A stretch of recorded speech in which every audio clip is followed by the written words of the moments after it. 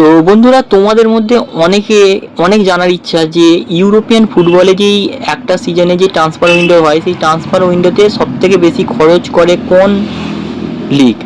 অনেকের এটা একটা কোয়েশ্চেন থাকে কিংবা অনেকের জানার ইচ্ছা থাকে। তাহলে আমি আজকে বলে দিচ্ছি, সেই ব্যাপারটা পুরোটা ক্লিয়ার করে দিচ্ছি। সবথেকে ইউরোপিয়ান ফুটবলে সবথেকে বেশি খরচ করা, ট্রান্সফার উইন্ডোতে খরচ করা লিগ হচ্ছে প্রিমিয়ার লিগ। যারা, আমি এবছরই যদি ধরি, যারা এবছর খরচা করেছে 3,121 মিলিয়ন পাউন্ড। সেকেন্ডে আছে হচ্ছে আপনার সিরিয়া। সিরিয়া খরচা করেছে 1,026 মিলিয়ন পাউন্ড। 3 নম্বরে আছে হচ্ছে বুন্দেসলিগা, যারা খরচা করেছে 739 মিলিয়ন পাউন্ড। ফোর্থে আছে লা লিগা, যারা খরচা করেছে 591 মিলিয়ন পাউন্ড।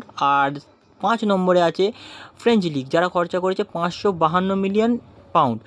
তো ব্যাপারটা হচ্ছে, প্রিমিয়ার লিগের এই যে খরচাটা 3,121 মিলিয়ন পাউন্ডের যে খরচাটা যারা ট্রান্সফার উইন্ডোতে খরচা করেছে, আপনি যদি প্রিমিয়ার লিগ বাদ দিয়ে সিরিয়া, বুন্দেসলিগা, লা লিগা, ফ্রেঞ্চ লিগ, এই 4টি লিগের যেই ট্রান্সফার উইন্ডোতে খরচ করেছে যেই টাকাটি, সেই টাকাটি যদি আপনি একসঙ্গে যোগ করেন, তাও আপনি প্রিমিয়ার লিগের উপরে যেতে পারবেন না, সেই তারা যেই খরচাটা করেছে।